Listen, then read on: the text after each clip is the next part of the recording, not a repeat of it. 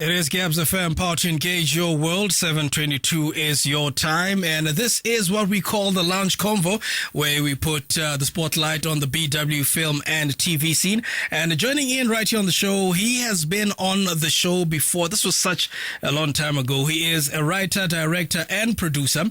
This man started his own company back in 2015, a company called Industry Media. Now, he's here because he's one of the few that started out here in Botswana and decided to one day just pack his bags and go to South Africa. In 2022, his short film Fix won Best Women Shot in the month of November 2022. This is a competition run by IndependentShotAwards.com, which is an international film festival online competition thing. And in 2023, the same film got to be featured at the 2023 Rustenburg Film Festival. He is a council member of the Writers Guild of South Africa, and he's shot more than one short film. One of the other short films that he shot, where's my information? It's just disappearing, is a film that was also featured on the Rustenburg Film Festival called Still Blood back in 2021. A show that he produced out here in Botswana. One of the few things that he worked on while out here in Botswana was a show called Meet the Band, which got to air on the Then Now TV. His name is Mohau Mannathoko. How you doing, man? I'm good, dog. But I just call you Hauzela, so you know. As long as you can communicate. Yeah, man. Welcome to the show once again. Last time we had a conversation, it was over the phone.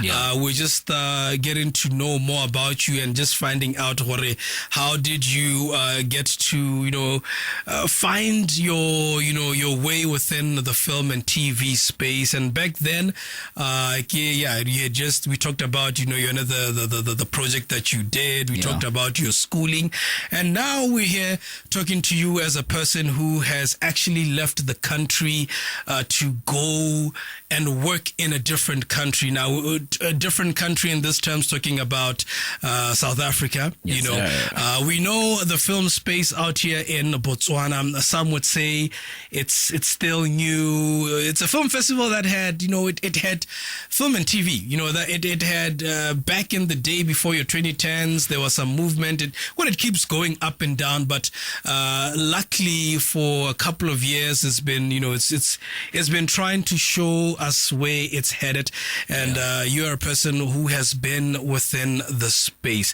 Now, you are a writer, a director, and a producer. Let's talk first about the short films that you've worked on. The few that I've talked about, Still Blood, as well as Fix. These are short films that you produced while you were here in Botswana, right? Yes. All right. Let's talk the experience with those. In terms of how was it just putting together a short film, and how long are they? Still Blood is very short. It's 10 minutes. 10 minutes? I'm not sure. And then, but Fix is 17 minutes. But what I did was I was tired of, my background was camera work. But I was like, you know what? I'm tired of I would be on set shooting. And then I'd look at the script and be like, but I can write this. Because have you ever been at a place and be like, but that's not hard, I can do it. Yeah, I challenge myself. Yeah, when you challenge yourself. Yeah. So I'd be on set, I've been on a couple of sets. I've been on Colors, I've been on Hotel Ojo, I've been on recently Liar, which you guys will see next year. But you would look at the script, you'd be like, but why can't I just challenge myself to do this? Why can't I just challenge myself to write? Why can't I understand story? That's when I started understanding story. Then I started doing those short films. I have a lot of short films. It's not just Still Blood and Unifix. I have others that are just out there on my YouTube page, Industry Media, but they haven't seen the spotlight these that you want. All right. But it's part of the working progress. You know what? I asked you that so that I can ask you this question. So you're a person who, in 2015, this man started out on radio, you know, Yes. while he was still schooling and finishing up, started out on radio, and one day just decided to say, it's been nice, it's been good. Then he resurfaces with cameras and shooting Yes. and everything. He actually used to ask me a lot of, so the software here, Mohau. Yeah. So I ask you that because now started your own company, started doing short films and everything, even made it to international film festivals. You picked up, an award, a couple of awards, Yeah. and all of that. The question is, why then did you decide to say, I'm leaving this country, I'm going to a different country? Looking at the different projects that you've worked, different sets that you've been at, colors, as well as, being at Botswana, why then did you decide to say, Kiatsama? I think at that moment, I had reached my ceiling in terms of my craft. Like nothing is challenging me anymore. There's no excitement. Like I've learned everything that I used to learn locally in terms of the film industry. Then I'm like, you know what? Let me just give South Africa a chance. Let me just go there and see what is the difference between South Africa and Botswana. And then once I got there, I realized, wow, the reason why like we are stagnant or it's like we are growing at a slow pace is because we don't have a system in place. All right, you're just gonna have to hold that thought right there. This is why this man is here, because when we do special editions right here on the Lounge Convo, the idea is to just try get a better understanding of something. Because I love film and TV myself, but there are certain things that I do not know. Yes. And every time I have a guest, whether it's just for the journey so far or the special edition, I learn something, and I'm always happy that we do have Botswana who have this knowledge, and I say, you know what, this is where they should be, this is where we need to look at all these things so that a person who's studying film and TV at school can actually see the picture in their head. In conversation right here with writer, director and producer Mohau, we get to continue, we get to find out what did he see after he crossed the border. It is Gabz FM, power to engage your world. We are here in conversation with the writer, director, and producer, Mohau Mannathoko, aka Mohau Man. He is a person who decided to pack his bags and cross the border. Did you fly? Or I drove. Okay. I took everything and left. Like what's everything? All my equipment. I bought equipment. I had like equipment the value of 200,000. I bought cameras, lighting, and everything.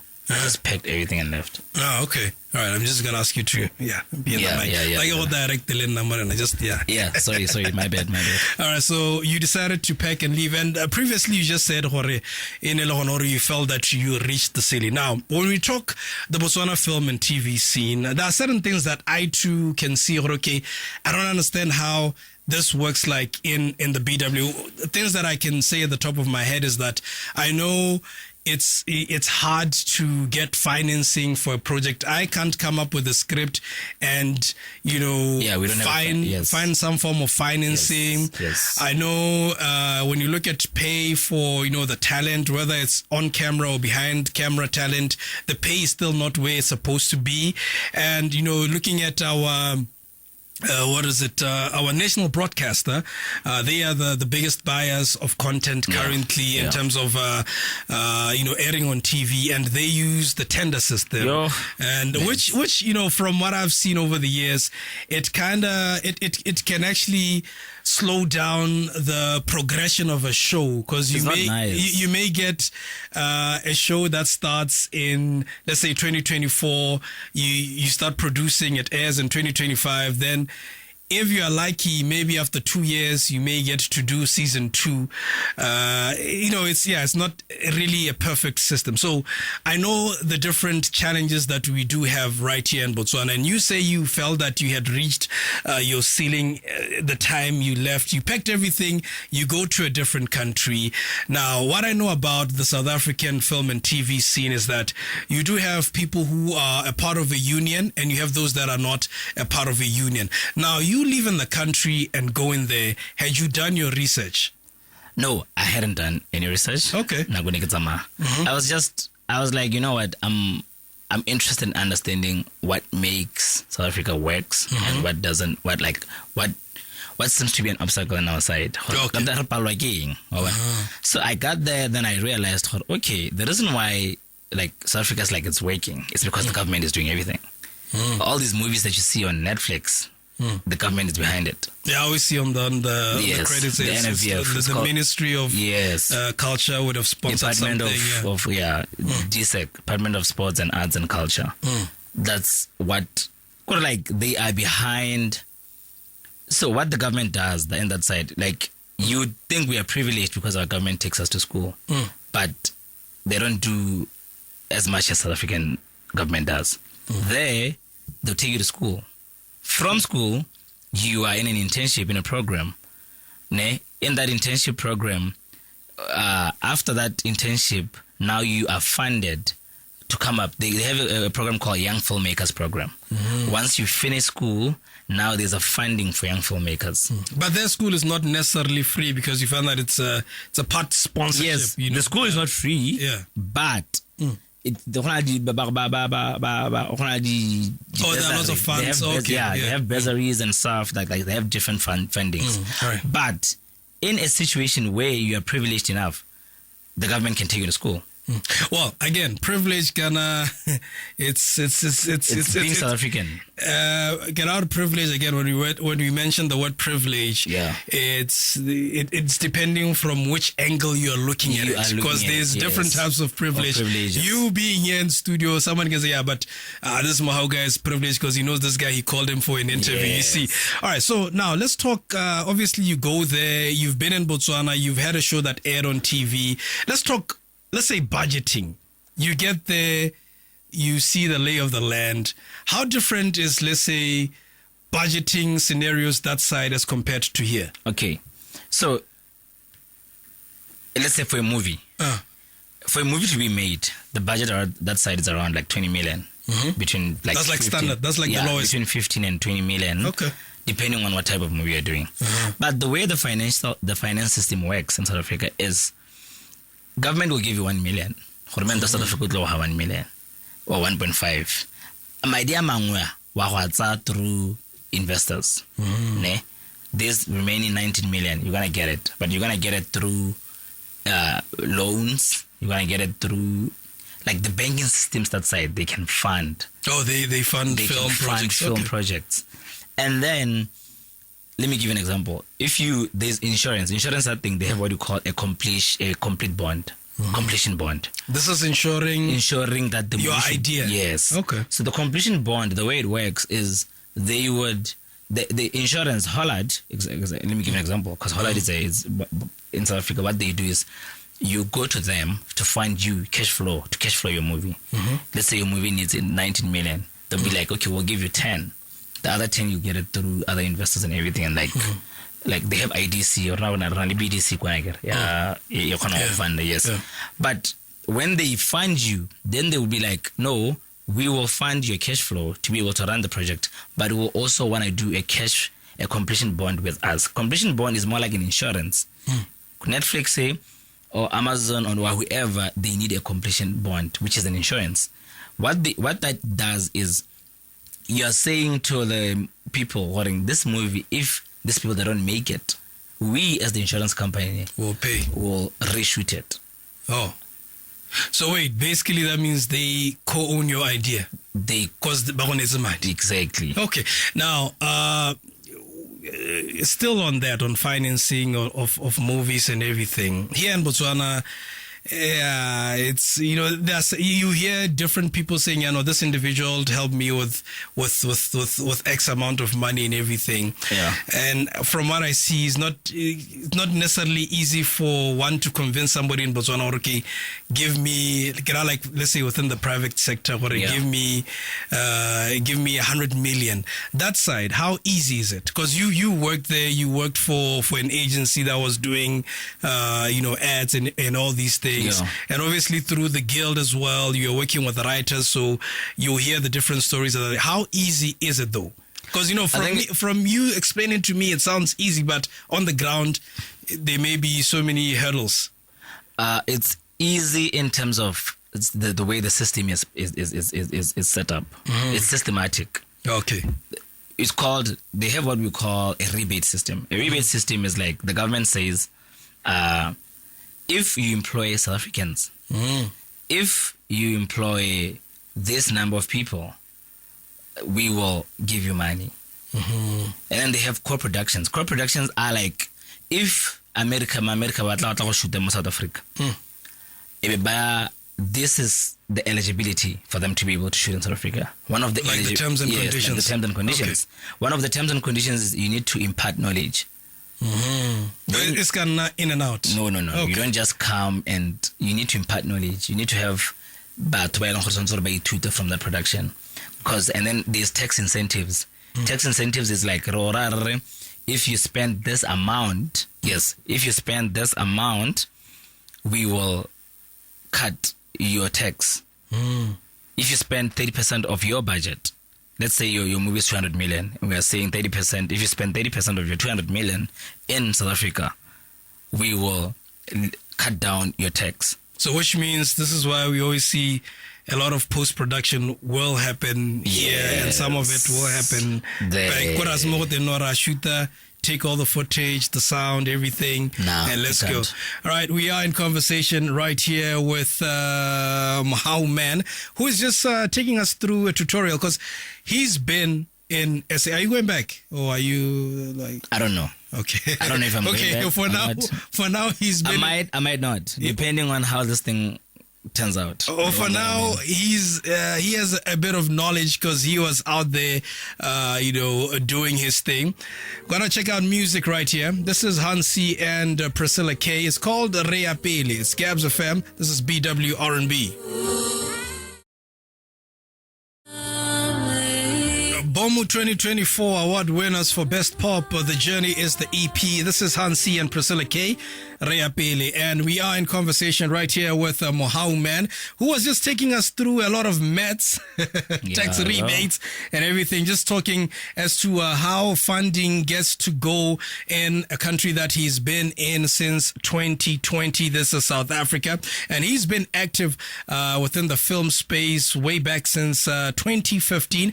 If you're just joining in right here. And we have him here because, he has experienced the film space outside Botswana. He started out here in Botswana, so he can tell a bit, he can give us a contrast in terms of how things. Now, let's move away from budgeting and everything. One thing that I know in Botswana is that we do have talent. Yeah, we do have talent. We do. As far as film and TV goes, we do have the stories, we do have that. But in terms of work ethic, how is the work ethic?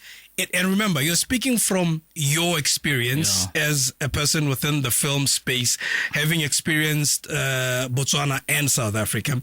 How is the work ethic of a person in South Africa versus the work ethic of a person in Botswana? I think the motivation behind the work ethic is the most important thing. If you are paid 1,000 per day, your motivation will be higher. If you are told in Botswana that we are shooting this project with the hope to sell it, your motivation is going to be at zero. Because what are you doing that for? We tisa setting, you're a becha, there's no food, you have to act, you have to remember the script, you have to remember the lines, you have to perform as an actor, you have to perform as a director, as a DOP, you need to bring lighting, you need to bring your own cameras. There's no motivation. The only motivation is your passion. But you still have your bills at home, you still have your problems that are not being solved while you push your passion. And then you go to another country where everything is set. You get there, by the end of the week, you know that you have 5,000 in your account. So you're like, why am I not performing? Why am I not remembering my lines as an actor? Why, as a director, am I not doing a director's treatment? Because if there's money, your work ethic, I think, will skyrocket. Not like that's what I believe. I believe like. But then in the same instances, don't we then say, okay, the work ethic is good because these are people working based on just then hope. the work ethic is good because we have the passion. Because we're working on.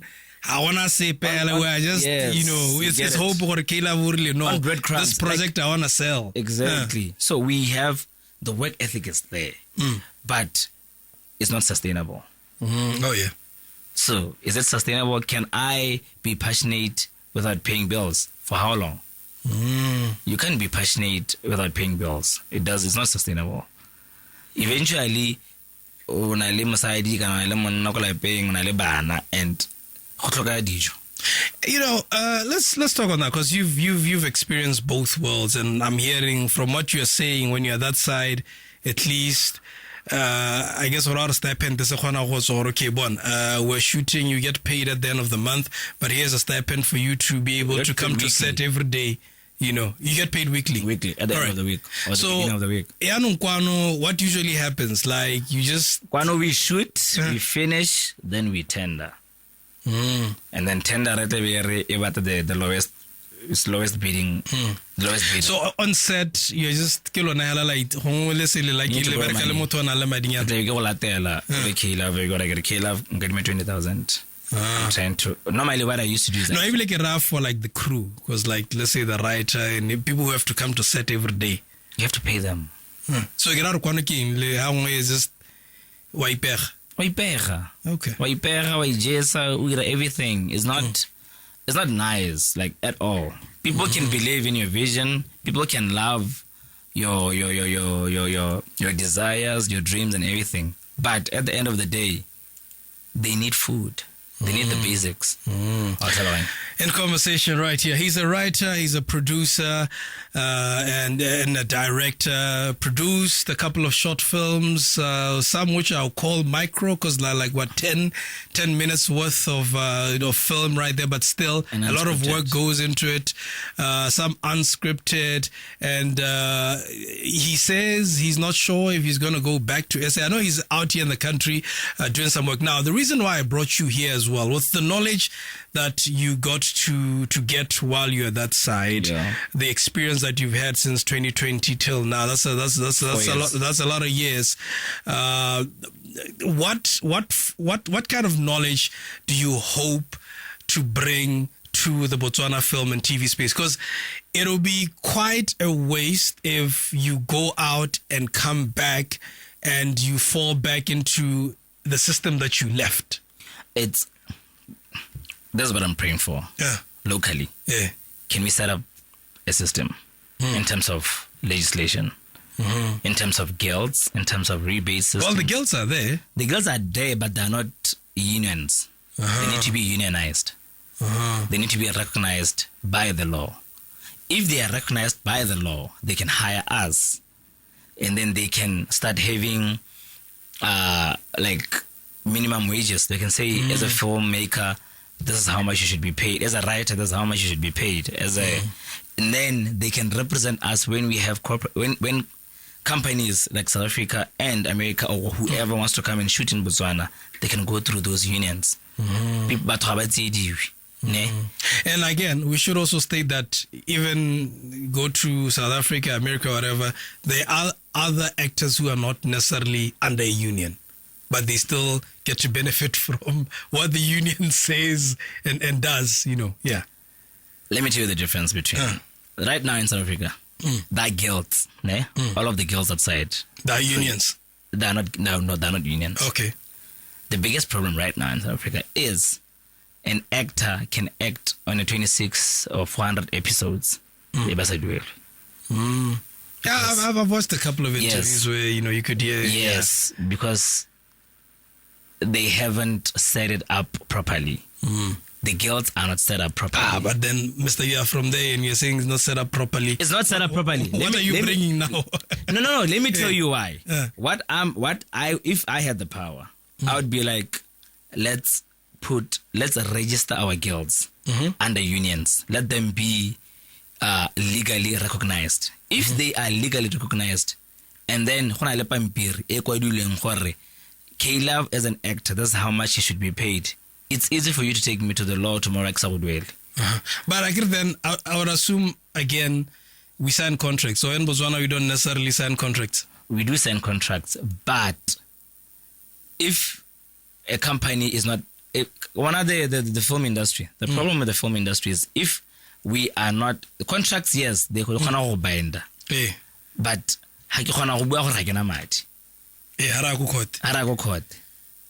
But I guess still, okay, you know what? Wow, just hold on. We get to wrap up this conversation. Unfortunately, it's not on those conversations that we'll be able to finish today. It is Gabz FM, power to engage your world. Keep it locked. All right, we're doing the last 5 minutes of our conversation right here. So you're saying it's not as green as we see it from this side, but it's greener than here in terms of money coming to the talent and all those things. Yeah. Okay. All right. It's not. The grass is not as green as it seems. Yeah. So people are getting paid, but you are getting paid at a producer's mercy. You are not getting paid because people are they have to pay you. So we need to create an environment where people have to pay people. But we have to be paid. Yes. Because I did the work. Exactly. All right. In wrapping up our conversation, because I say this is not one of those that can be finished in you can't. in a short time. For you now, being back, you hope to impart knowledge and everything. But so far, when did you come back again? I came back in September. September, yeah. Because have you had conversations with your counterparts this side in terms of just trying to set up things properly? Are you having those conversations? No, people are trying. Currently, there's... No, I get our way, personally. This is about you. Yes. Forget what other people are doing. Yes. Are you having those? Because that's the key thing. If you're not having those conversations with somebody that's within the space and you're just having them with me, somebody can watch an interview, but